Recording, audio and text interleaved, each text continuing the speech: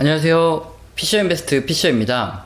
자, 오늘은 가장 많이 질문을 주시는 우리나라 경제는 왜 이 모양일까요? 미국 때문에, 중국 때문에, 아니면 일본 때문에 이 질문에 대한 답변을 드리겠습니다. 우리나라 경제를 분석할 때는 국내적인 문제보다는 국외적인 문제에 집중을 해야 합니다. 국가의 경제 상황이 어떠한가를 알고 싶을 때 GDP를 보는데요. GDP는 다들 잘 알고 계시겠지만 국가에서 가계, 기업, 정부 등 모든 경제 주체가 1년 동안 생산한 재화 및 서비스를 총 합한 값입니다. 이렇게 GDP는 달러로 환산되어서 국가별 경제 규모의 비교 및 확인이 가능한데요. 우리나라는 글로벌 12위죠. 그리고 매년 이 GDP의 변화율을 측정하면 한 국가의 경제가 성장하는지 또는 성장이 정체되었는지도 확인이 가능합니다. 우리나라의 GDP 성장률은 중장기적으로 둔화되는 흐름이 나타나고 있는 것이 확인되시죠? 자, 이렇게 GDP 성장률이 둔화되기 때문에 우리나라의 경제를 말씀하실 때 보면 옛날에는 경제가 좋아서 부동산도 오르고 은행 이자도 높았고 그땐 그랬었지 라고 회상을 많이 하시는데요. 그 이유가 바로 이 때문이죠. 국가 경제의 규모가 일정 이상으로 성장을 하게 되면 GDP 성장률은 낮아질 수밖에 없습니다. 이에 따라서 인구가 비약적으로 증가하거나 또는 산업혁명과 같은 기술 개발이 이루어지지 않는다면 경제 성장률이 낮아지는 구간에 진입하는 것이 일반적인 상황이죠. 우리나라 또한 마찬가지인데요. 만약 우리나라가 중국처럼 인구가 많아서 내수 시장이 탄탄하다면 내수 성장만으로 경제 규모가 더 커질 수 있겠지만 아쉽게도 우리나라 인구는 5천만으로 내수 시장이 상당히 빈약합니다. 이 때문에 우리나라 기업들이 매출을 증가시키고 성장을 하기 위해서는 수출에 공을 들여야만 하는 상황이죠. 그렇다면 특정한 국가에 소속된 기업들의 매출 및 이익 등 이런 전반적인 상황을 가장 쉽게 볼 수 있는 것이 무엇일까요? 바로 주식시장입니다. 주식시장은 기업들의 지분이 거래되기 때문에 소속된 기업들의 현재 매출액, 영업이익뿐만 아니라 미래의 전망까지 녹아들어가 있기 때문이죠. 우리나라 기업들의 전반적인 상황 또한 주식시장을 확인하면 되고 주식시장은 수출액과 유사하게 움직여왔다는 것을 확인할 수 있습니다. 자, 뿐만 아니라 앞서 국가 경제를 알 수 있는 GDP는 가계 기업 정부에서 생산한 재화 서비스의 총합이라 말씀드렸죠. 우리나라와 같은 제조업 중심의 국가 경제에서는 기업의 의존도가 높기 때문에 역시나 GDP 증가율과 기업 전반의 내용이 함께 움직이겠죠. 그래서 GDP 증가율과 주식시장의 증가율도 그림처럼 장기적으로 유사하게 움직여오고 있는 것이 확인됩니다. 결국 우리나라는 제조업 중심의 국가 경제인데요. 내수 시장이 빈약하기 때문에 기업들의 수출 의존도가 높고 수출이 증가하느냐 감소하느냐에 따라 우리나라 GDP, 그러니까 경제에 미치는 영향이 상당히 크다라는 것을 알 수 있습니다. 이런 이유 때문에 우리나라 경제 상황에 대한 전망과 평가를 할 때는 국내적인 요인보다는 국외적인 요인을 더 집중하는 것입니다. 특히 우리와 같이 재테크를 하는 사람들이라면 우리나라 기업들의 상황을 알 수 있는 주식시장은 중장기적으로 우리나라 수출액과 유사하게 움직여왔다는 것을 반드시 기억하셔야 됩니다. 자, 그럼 이제 우리나라 경제와 연관이 가장 높은 수출, 이것의 상황을 알아보면 우리나라 경제 상황과 앞으로의 전망에 대해서도 확인이 가능하겠죠. 자, 그림처럼 우리나라의 주요 수출 국가는 1위가 중국이고 2위가 미국, 3위가 베트남, 이런 순서입니다. 중국이 우리나라에서 수입을 가장 많이 하지만 중국은 우리나라에서 주요 부품, 자재 등을 수입을 하고 가공, 조립해서 상당량을 미국에 다시 수출을 합니다. 베트남, 홍콩, 일본 등도 미국에 대한 수출 비중이 아주 높죠. 때문에 실질적으로 우리나라 수출에서 가장 큰 영향을 미치는 국가는 미국이고 그 다음이 중국입니다.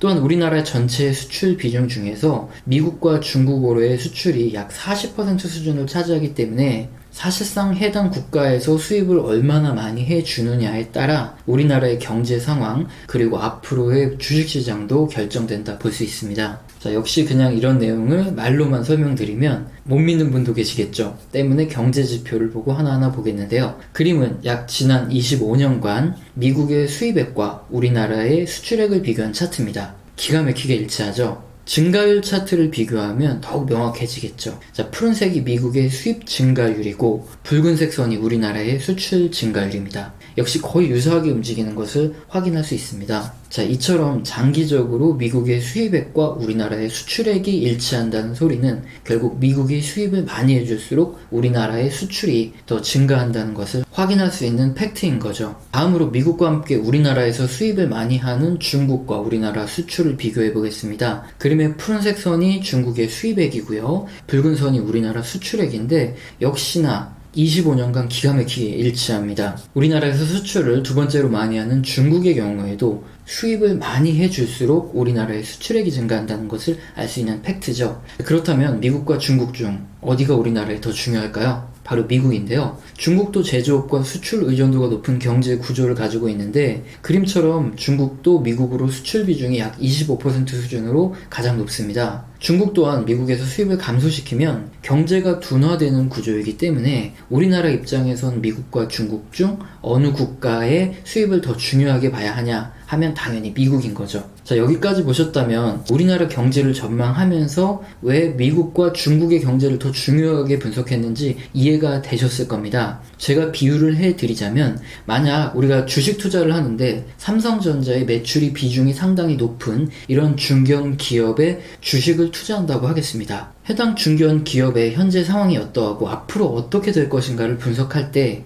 사원들 개개인의 역량이나 이 기업이 가진 재무 아니면 제품의 품질 이런 것들만 분석하면 핵심을 빗나간 분석이겠죠. 왜냐하면 삼성전자가 해당 중견 기업에 많이 수주를 주면 매출이 늘어나고 앞으로 수주를 적게 주거나 아예 주지 않은 상황이 된다면 이 기업은 망할 수도 있기 때문이죠. 따라서 해당 중견 기업을 분석할 때는 삼성전자의 현재 상황 및 전망을 먼저 분석하고 삼성전자가 앞으로 이 회사의 수주를 많이 해줄 수 있을지 없을지 등을 분석하는 것이 첫 번째가 되는 거죠. 자, 우리나라의 상황도 마찬가지라는 겁니다. 자, 미국과 중국의 경제가 좋을 때는 우리나라로부터 수입을 많이 했는데 앞으로 경제가 좋아지면서 수입을 많이 늘린다면 우리나라 경제는 더 좋아지겠죠. 또 반대로 경기 둔화로 미국과 중국이 수입을 줄이게 되면 우리나라 경제도 마찬가지로 안 좋아지는 겁니다. 자, 역시나 이렇게 말로만 설명드리면 믿지 못하시는 분도 계실 수 있기 때문에 차트를 보면서 설명을 드리겠습니다. 자, 그림은 지난 2000년대 이후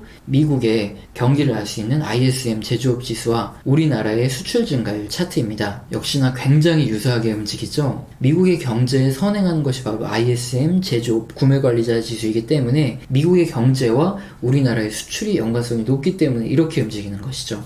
따라서 우선 우리는 이런 미국의 제조업이라든가 고용, 소비 등 이런 지표들을 먼저 분석을 한다면 우리나라 경제의 향후 전망까지도 알 수 있는 거죠. 자, 다음으로 미국의 경제 상황을 한 번에 알 수 있는 것이 바로 산업 생산입니다. 산업 생산 지수는 제조업, 광업, 유틸리티 등 이런 산업에서 생산된 재화와 서비스를 총 합한 이런 수치인데요. 미국의 산업 생산 지수와 우리나라 수출액을 약 20년간 비교해봐도 역시나 거의 유사하게 움직입니다. 자, 이제 미국과 중국의 경제가 우리나라의 수출 그리고 우리나라의 경제에 미치는 영향이 상당히 크기 때문에 우리나라 경제를 분석하고자 할 때는 미국, 중국 국가들의 경제를 먼저 확인해야 한다는 것이 명확히 이해가 되셨죠? 자, 그렇다면 지금 미국과 중국의 경제 상황은 어떨까 먼저 보겠습니다. 자세한 내용은 지난 영상에서 계속 모니터링을 해오면서 분석해 오고 있기 때문에 요약하여서 설명을 드리겠습니다. 우선 미국의 경제는 아직은 괜찮습니다. 미국의 경제에서 가장 중요한 것이 소비인데요. 소매 판매 증가율 차트를 보면 확인할 수 있습니다. 동그라미 친 부분을 보면 지난 2019년 초 소매 판매 증가율이 약간 둔화되었다가 지금은 다시 회복해서 올라오는 모습을 볼 수 있죠. 미국의 소매 판매 지수 같은 경우에 2001년 IT 버블 당시 경제가 둔화되고 주식시장이 폭락했고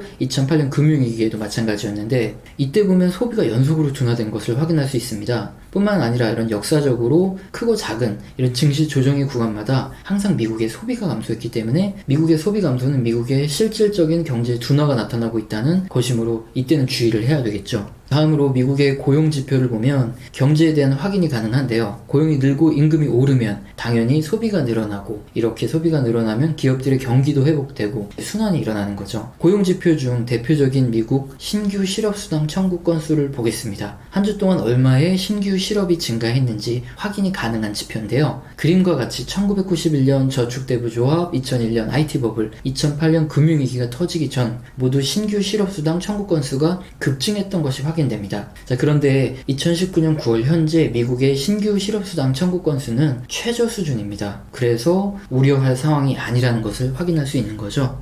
이렇게 미국의 소비지표 및 고용지표 중 대표적인 것들 몇 가지만 확인을 해봐도 미국의 경제가 양호하다는 것을 설명드릴 수 있는데요. 하지만 아쉬운 것이 있습니다. 바로 미중 무역 분쟁으로 미국의 제조업이 둔화되고 있다는 사실인데요. 그림과 같이 50 이하의 수출 국면에 진입하기 직전입니다. 미중 무역 분쟁이 악화될 우려가 있기 때문에 미국의 기업들이 신규 투자를 줄이면서 제조업이 둔화되는 상황이죠. 그럼 중국의 경제는 어떨까요? 미국에 대한 수출 비중이 가장 높은 중국이 미국과 무역 전쟁을 하고 있으니 경기 둔화가 나타나는 것은 말할 필요조차 없겠죠. 중국의 제조업을 알 수 있는 차이신 제조업 구매관리 지수는 미중 무역 분쟁이 시작된 2018년부터 이미 수출 국면을 넘나들면서 둔화되고 있습니다. 게다가 무역전쟁의 본질은 보호무역입니다. 관세를 올리거나 환율을 조작해서 자국의 수출을 용이하게 만들거나 수입품에 대한 규제를 가하는 이런 행위들이죠. 미국의 경제는 양호하나 제조업이 둔화되고 있고 중국의 경제는 이미 둔화된 상태이기 때문에 해당 국가의 수출이 중요한 우리나라 경제가 무사할 리가 없겠죠. 우리나라 수출액을 먼저 보면 중국과 마찬가지로 2018년부터 수출액이 감소하는 흐름을 보여주고 있습니다. 역시 미중 무역 분쟁의 영향이죠. 이에 따라 우리나라 경제 및 주식시장 모두 둔화될 수밖에 없는 상황입니다.